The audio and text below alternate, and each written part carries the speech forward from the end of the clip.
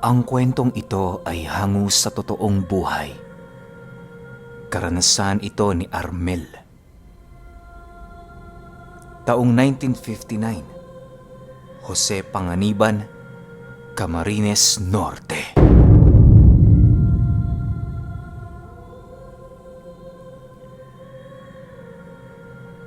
Itong mga panahong ito, kasalukuyang nasa edad 18 taong gulang si Armel.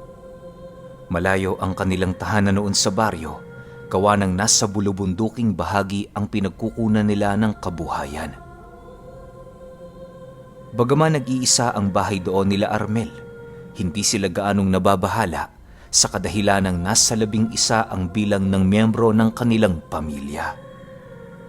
Lahat sila ay handang makipaglaban kahit kanino man sa oras ng panganib.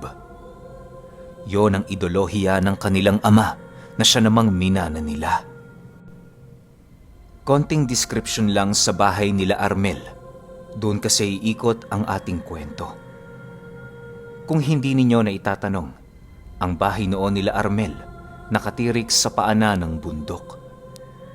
Matarik ang lokasyon nito, kaya na may hindi gaanong malawak ang bakuran para sa kanila.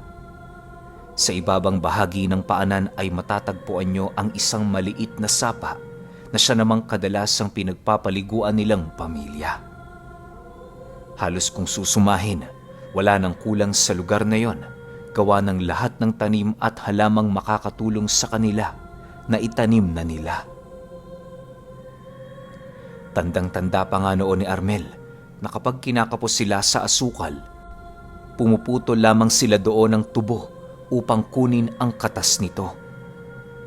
Araw-araw din sila doong nagtatrabaho nang sa gayoy mapanatili ang kaayusan ng kanilang lugar. Isa lang din sa isang buwan kung bumaba sila ng bundok upang maibenta ang kanilang mga naipong paninda.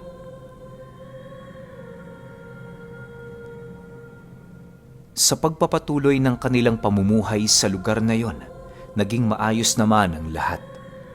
Buong buhay niya, wala pa siyang naranasang kakaiba sa lugar na yon hanggang sa dumating ang puntong meron silang napansin sa itaas na bahagi ng kanilang tahanan na isang punsong sumulpot na lamang na parang kabute.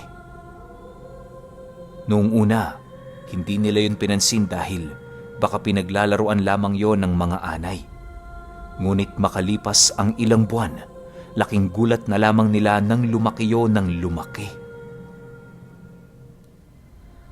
Sa bawat araw na dumaraan ay patuloy ang paglaki ng punso na parabang meron yung sariling buhay. Dahil sa pangyayaring yon, napilitan ang kanyang mga kapatid at ama na tingnang maigi ang punso. Ang ginawa nila, tinabas nila ang lahat ng damo sa paligid nito upang mapag-aralan yon ng husto. Hindi kasi noon naniniwala ang kanyang ama na pugad lamang ng anay ang nagsikumpulang lupa. Dahil sa pagiging salat nila sa lihim na karunungan, kaya bigo silang matukoy ang sanhi ng paglaki ng punso. Hindi naman nila yon pinangahasang tibagin, gawa ng ayon sa kanyang ama, mas mabuting hayaan na lamang nila yon sa kadahilan ng wala naman itong naidudulot na masama sa kanila.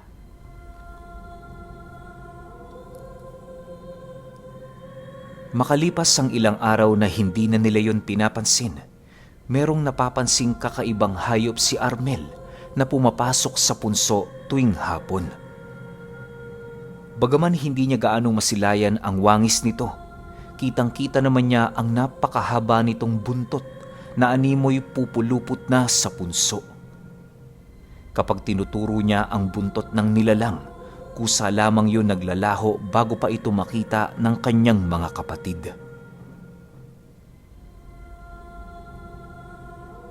Isang araw, nagkataon naman noong pababa ng bundok ang kanyang ama at 3 sa kanyang nakatatandang kapatid. Dala-dala ng mga ito ang kanilang ani na kung saan ibebenta sa baryo. Nasa bandang 7:00 na ng umaga nang umalis ang mga ito. Kaya na may bago pa man sila nito iwan sa kanilang bahay, nagawa na nilang matapos ang kanilang trabaho. Armel, huwag mong isama yung mga kapatid mo sa sapa. Sandali lang kami. Mamayang hapon na kayo maligo doon. Tsaka tumulong kayo dito. Huwag kang pumunta kung saan-saan. Paalala ng kanyang ama bago ito umalis sa bahay nila. Oo, tay. Hihintayin ko ho kayo rito bago ako umalis. Sagot naman niya sa kanyang ama. Sa pag-alis ng mga ito, nananatiling nagbabantay si Armel ng kanyang mga kapatid. Wala siyang inisip na ibang bagay noon kundi ang manatili sa kanilang tahanan kasama ng kanyang ina.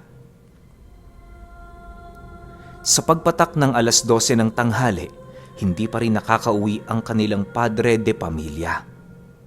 Dahil sa wala sila noong pang-ulam, kaya na may napilitan si Armel na tumungo sa sapa para manghuli ng isda. Utos yon ng kanyang ina sa kanya, kaya na may wala siyang pagpipilian kundi iwan sa poder nito ang pangangalaga sa kanyang mga kapatid. Habang binabagtas niya ang daan pababa, napakarami niya noong nakikitang galang hayop sa paligid. Sa pagdating niya sa sapa, agad naman niyang isinaayos ang lahat ng kanyang pangangailangan. Halos inabot din siya noon ng 5 minuto bago makahuli ng isang matabang tilapia. Nang mapagtanto ni Armel na malalaki ang isda sa sapa, mas lalo siyang ginanahang mamingwit. Aliw na aliw siya noong mga oras na yon hanggang sa dumating ang puntong bigla na namang nabaling ang kanyang paningin sa ibayong parte ng sapa na kung saan doon niya nasisipat na umiinom ang isang gaasong laki na daga. Napakahaba ng buntot nito at meron yung mabalahibong katawan na kulay itim. May matatalas din yung mga kuko na animoy kaya nitong pumatay ng malalaking hayop sa gubat kagaya ng baboy ramo. Habang umiinom ang dagang yon, panay naman ang pagtitig nito sa kanya na para bang pinagmamasdan din siya nito. Matapos uminom ng daga, mabilis na naman yung kumaripas ng takbo patungong kakahuyan. Sa pagsuot nito sa masusukal na parte ng puno, agad naman yung naglaho sa paningin ni Armel. Dahil sa kanyang mga nakita, inakala niyang ordinaryong pangitain lamang ang nilalang na yon. Minabuti niya pa ring ipagpatuloy ang kanyang pamimingwit hanggang sa muli na naman niya yung nasilayan sa talahiban. Pinagmamasdan nito ang lahat ng kanyang galaw na para bang siya ang nais nitong biktimahin. Dala ng takot noon ni Armel, agad naman niyang itinigil ang kanyang pamimingwit upang magawa na niyang makauwi. Hindi na niya inisip noon ang dami ng isda sa sapa, dala ng kanyang takot na nadarama. Sa pagdating niya sa kanilang tahanan, bumungad ang kanyang mga kapatid at ama na kadarating lang. Pagsilay sa kanya nitong merong daladalang isda, agad naman siya nitong inutusan na lutuin ang kanyang mga huli. Dahil sa sinabi nito, nagpasya si Armel na wag na munang ilahad sa kanyang ama ang mga bagay na kanyang nakita. Nahihiya kasi siya noon na magkwento, gawa ng alam naman niyang pagtatawanan siya ng kanyang mga kapatid. Kinagabihan, habang sila'y nagluluto sa labas ng kanilang bakuran, muli na naman niyang nasipat ang napakahabang buntot na nakapulupot sa ibabang bahagi ng punso. Pagtitig niya dito, agad naman niyang kinalabit ang kanyang ama at walang pagdadalawang isip na itinuro ang bagay na kanyang nakikita. Pagtitig doon ng kanyang ama, bigla namang nanlaki ang mga mata nito, gawa ng kitang-kita din ito ang napakahabang buntot na kasalukuyang tinuturo ni Armel. Tay, yan yung buntot na sinasabi ko sa inyo noong nakaraan. Kaninang hapon, nakita ko nagmamay-ari ng buntot na yan na umiinom sa sapa. Dagayan tay pero kasing laki ng aso. Wika ni Armel sa kanyang ama. Nang marinig nito ang kanyang sinabi, mabilisan naman itong hinugot ang kanyang tabak at kasabay nito ang pagsenyas nito sa iilang mga kapatid ni Armel na kasalukuyang umiinom sa labas din ng kanilang tahanan. Sa paglapit nila sa punso, wala naman sila doong nakita kundi mga tuyong dahon na inilalaglag ng isang puno sa tabi nito. Dahil sa pangyayaring yon, nagbigay ng iilang mga babala ang ama ni Armel ukol sa nilalang na kasalukuyang gumagala sa kanilang lugar. Hindi niya ipinagsawalang bahala ang lahat ng nakita ng kanyang anak nang sa gayoy walang kahit ni isa sa kanila ang mapahamak. Ayon kay Armel na ganun talaga ang ugali ng kanyang ama. Sa oras na makita nito na merong katotohanan ang mga bagay na kanilang sinasabi, papaboran sila nito kahit ano pang mangyari. Ayaw na ayaw kasi noon ng kanyang ama na gumawa ng hakbang kapag meron ng nangyaring masama sa kanilang pamilya.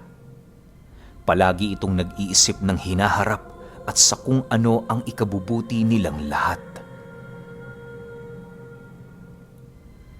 Sa pagbalik ng kanyang ama sa kanilang tahanan, panay pa ang pangungutya dito ng iilan sa kanyang mga kapatid.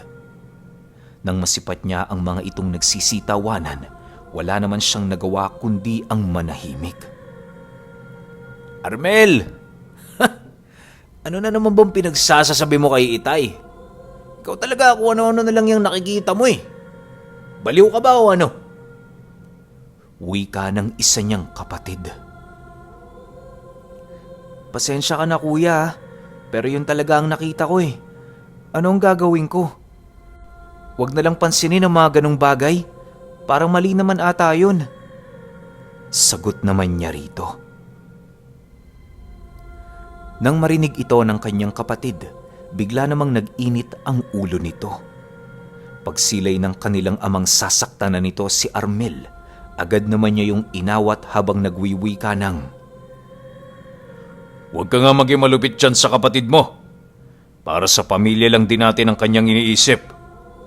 Magmula ngayon, bantayan nyo na ang punsong yan. Kayo na din mismo ang magpapatunay kung totoo ba ang aming mga nakita o gawa-gawa lang. Kilala mo ako anak. Hindi ko pinapanigan ng kahit na sino sa inyo hanggat hindi ko nakikita na siya ang tama at totoo. Matapos nitong makapagsalita, doon pa lamang kumalma ang kanyang nakatatandang kapatid. Makalipas ang 2 araw, naging seryoso ang kanilang pagmanman sa punso. Kapag umaga si Armel ang sumisipat sa lugar na yon, gawa ng abala ang kanyang mga kapatid at magulang sa pagtatabas at pagtatanim. Aminado naman siya noong walang may pakialam sa kanyang mga kapatid sa kanyang ginagawa, kung kaya't minabuti niyang siya na lamang ang magbantay sa kanilang lugar. Kinahapunan, muli na naman niyang nasipat ang dagang lumapit sa punso. Sa pagkakataong yon ay meron itong hila-hilang supot na kung saan naglalaman ng mga bagay na hindi niya gaanong naaaninag. Napakabilis ng paggalaw ng daga, kaya na may agad din yung nawala sa kanyang paningin. Sa puntong yon, inakala ni Armel na maaaring sa loob ng punso nagtatago ang nilalang. Pabalik-balik kasi yun sa lugar kapag meron itong nakukuhang bagay sa baryo. Nasisiguro din niyang sa baryo nakakakuha ang nilalang ng mga dinadala nito. Gawa ng paminsan-minsan, amoy sabon at sunog na plastik ang naaamoy nila sa kinaroroonan ng punso.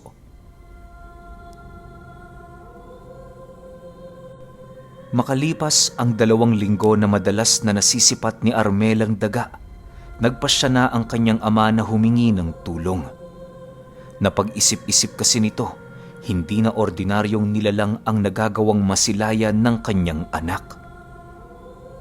Sa pagtungtong ng hapon noong mismong araw, tumungo ang kanyang ama sa baryo kasama ang pinakapanganay nitong anak.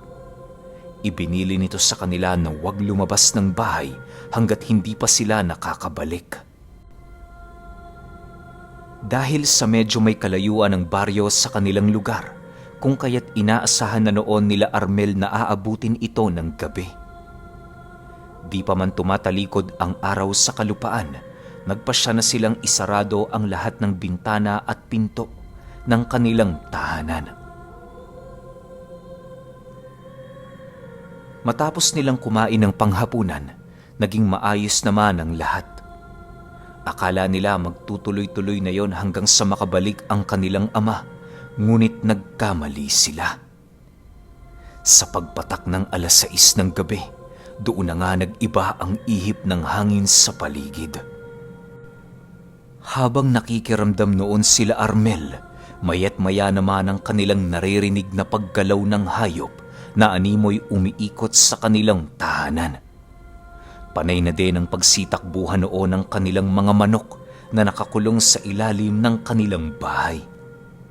Maging ang mga baboy nila noon ay umuungol na din, indikasyon na meron doong nakikialam. Nang hindi na maatim ng kanyang nakatatandang kapatid ang kanilang naririnig, nagpasya na yung harapin ng gumagalang nilalang sa paligid. Subalit nang akmang bubuksan na nito noon ang pinto, bigla naman yung natigilan nang makarinig yon ng isang gumagarugal na boses. Subukan mong lumabas. Ikaw ang isusunod ko sa mga baboy na ito.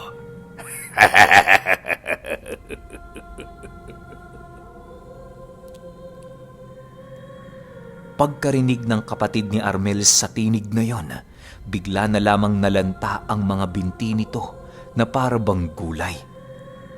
Pagkaupo nito sa harapan ng kanilang pinto, agad namang nanginig ang buo nitong katawan habang nagwiwika ng, Armel, tubig! Kuhanan mo ako ng tubig! Habang binabanggit ng kanyang kapatid ang mga katagang yon, ramdam na ramdam nila ang labis na takot nito sa buo nitong katawan. Pagkainom nito ng tubig, kahit papaano'y medyo bumuti na din ang pakiramdam nito. Ngunit ilang minuto pa noon ang lumipas, muli na naman silang nakarinig ng kakaibang tinig sa paligid. Nag-umpisa na ding umuga ang haligi ng kanilang bahay, indikasyon na merong dambuhalang nilalang sa labas na pilit sinisira ang kanilang tahanan. Dahil sa pangyayaring yon, hindi naman magkamayaw sa pag-iyak ang mga kapatid ni Armel. Ang kanyang ina noon, panay na ang pagdadasal para makahingi ng proteksyon sa Panginoon. Halos nagpatuloy ang ganoong pangyayari hanggang sa pagsapit ng 7:00 na siya namang nagbigay ng napakatinding takot sa kanilang pamilya. Isipin ninyo, iisa lang ang gasera nila noon sa bahay, tapos panay pa ang pag-uga ng tahanan nila. Nakakaamoy na din sila ng mga kasukasukang bagay na para bang merong kung anong karne ng hayop ang nabubulok sa kanilang lugar. Maliban pa doon, may mga pag-atungal na din sila ng kakaibang nilalang na naririnig na siyang nagbibigay ng hindi maipaliwanag na takot sa kanilang mga katawan. Halos nawala lang ang pagramdam na yon nang marinig nilang kumatok ang kanilang padre de pamilya na nagsasabi ng, May gising pa ba dyan? Buksan nyo nga ang pinto. Nakakahiya sa bisita natin. Nang marinig ito nila Armel, doon pa lamang sila nagkaroon ng lakas ng loob para tumayo. Sa pagsilay ng kanilang ama sa kanilang sitwasyon, gulat naman ito, gawa ng kitang-kita niya ang kanyang mga anak na pinagpapawisan ng husto. Ang kanilang bunso noon ay wala pang patid sa pag-iyak, gawa ng patuloy pa rin yung natatakot sa mga nilalang na nagparamdam sa kanila. Ilang minuto pa ang lumipas, na ilahad na nila Armel ang mga kaganapan sa paligid. Nang marinig naman ito ng kasama ng kanilang ama, agad din naman itong ipinagbigay alam ang tungkol sa pinalayas nilang aswang sa baryo. Nakita nila yung tumungo sa parte ng bahay nila, kung kaya't inaasahan na nila yung doon maninirahan. Ayon pa sa albularyo na, hindi nagkakamali ng mga nakita si Armel. Totoo ang daga na kanyang nasipat sapagkat yon ang pinakapangunahing balat kayo ng nilalang na minsang naminsala na din sa baryo. Dagdag pa ng albularyo na hindi naman gaanong mapanganib ang aswang na yon sa kadahilan ng purong mga sanggol lamang ang pagkain ng mga ito, at kapag walang sanggol ang iyong tahanan, wala kayong dapat ipag-alala. Inilahad din ito sa harapan mismo nila Arnel na walang kakayahan ng nilalang na yon na pumatay ng mga tao na nasa hustong gulang na. Matapos ang kanilang pag-uusap, doon na inumpisahan ng albularyo na gumawa ng hakbang upang madakip ang nilalang. Ang ginawa nila noon, maglagay ng mga baging papaikot sa punso upang mahuli yon kinabukasan. Nasisiguro ng albularyo na babalik ang aswang sa tahanan nito, lalo pat hindi na pakialaman ng pamilya ni Armel ang punso nitong kasalukuyang tirahan. Nang maikalat na nila ang mga baging papaikot sa punso, hinayaan na lamang nila ito hanggang mag-umaga. Bale, doon na din nila pinatulog ang albularyo sa kanila, nang sa gayoy madali nitong makita ang resulta ng kanilang patibong kinaumagahan. Sa pagsapit ng 3:00 ng madaling araw, bigla namang naantala ang kanilang pamamahinga nang makarinig sila ng isang batang sumisigaw di kalayuan sa bahay nila. Paatungal ang pagsigaw ng batang yon, kaya na may agad nitong nakuha ang kanilang atensyon. Pagsitayuan noon nila Armel, agad naman silang pinahiga ng albularyo habang inilalahad sa kanila ang tinig na kanilang naririnig. Huwag kayong mag-alala. Hudyat yan na gumana ang ikinalat nating bitag. Bukas na natin siya kunin. Sa ngayon medyo malakas pa yan. Kaya pa niyang lumaban kung kinakailangan. Wika ng albularyo habang nakahiga. Sa pagsapit ng umaga, doon na nga sumambulat sa kanilang mga mata ang isang binatilyong hubot-hubad na nakahiga sa gilid ng punso. Tulalayong nakatitig sa lupa habang panay ang paghahabol nito ng hininga. Bumubula na din ang bibig nito at panay ang ginagawa nitong pagkalmot sa lupa na kinaroroonan niya.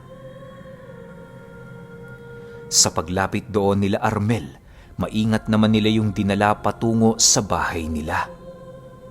Hindi na nakalaban ang nilalang na yon, gawa ng naihipa na ito ng mga pamakong dasal ng matanda. Matapos nila yung masuotan ng damit at maisaayos ang kabuang wangis nito, agad naman yung dinala ng albularyo pabalik sa baryo. Ayon sa matanda, susubukan niyang pagalingin ang binata upang hindi na yon maghirap at mag-isa sa mundo. Nangako siyang hindi niya yon papatayin, kaya naman kahit papaano naging kampante ang kanyang ama na ipaubaya ito rito. Ayaw na ayaw kasi ng ama noon ni Armel na mapabilang siya sa isang pangyayari kung saan merong namatay na nilalang. No, sirain nyo na yang punso. Sunugin nyo ang lahat ng lupang bumubuo sa pugad na yan upang hindi na yan pamugaran pa. Maglibing din kayo dyan ng kalansay ng ahas para mapangilaga na ang lugar na ito ng mga hindi kaaya-ayang aswang. Paalala ng matanda bago nito nilisan ang kanilang tahanan. Nang marinig ito ng kanilang ama, noon ding umaga, giniba nila ang punso at sinunog ang mga lupang bumubuo rito. Pinilit din nilang makahanap ng ahas sa bundok upang magawa itong mailibing sa tabi ng punso alinsunod sa utos ng matanda. Makalipas ang 1 linggo, wala nang kakaibang pagpaparamdam sa kanilang lugar. Bagaman tahimik na kapag gabi, hindi pa rin maipagkakaila ni Armel na ang mga pangyayaring kanilang naranasan nagdulot na ng takot at pangamba sa kanilang mga katawan. Inaasahan din nilang aabuti ng taon bago makabawi ang kanilang mga kaisipan upang muling magtiwala sa lugar na kanilang tinitirhan. Halos umabot din noon ng 1 buwan na maaga pa silang nagsasara ng bahay, gawa ng takot makasilay ang kanyang ina ng madilim na paligid. 5 buwan pa ang lumipas, muling bumalik ang albularyo sa kanilang lugar kasama ang isang malusog na binatilyo. Ipinakilala ito sa kanila bilang ang batang kanilang natagpuan sa gilid ng punso. Ayon sa albularyo, malaya na ang batang yon sa kapangyarihan ng aswang dahil nagawa na niyang magapi ang bertud na kumokontrol sa kaisipan nito. Sa pagpapakilala sa kanila ng binatilyo, lubos naman itong humingi ng pagpapaumanhin ukol sa kanyang mga nagawang kasalanan. Aminado kasi ito noon, nagawa nitong paslangin ang iilan sa mga alagang baboy at manok nila Armel noong gabing nangyari ang insidente. Dagdag pa nito na, kaya lang naman siya doong namugad malapit sa bahay nila Armel sa kadahilanang may sapa doong maaari niyang inuman matapos niyang kumain. Nang mailahad nito ang mga bagay na kanyang nais sabihin, agad din naman itong nagpaalam sa kanila. Sa pag-alis ng albularyo at ng binata, nanatiling tulala naman noon sila Armel. Animoy ang lahat ng naranasan nila noon, muli na namang bumalik sa kanilang mga memorya. Alam niyo ba, na magmula noong nakita nila ang bata, unti-unti nang nagkasakit sa isip ang kanilang ilaw ng tahanan. Hindi maipagkakailang malalim na takot ang pinagmula ng sakit nito dahil sa pangyayaring minsan nilang naranasan noong mga panahong nakaengkwentro sila ng aswang na nasa likod ng nuno sa punso.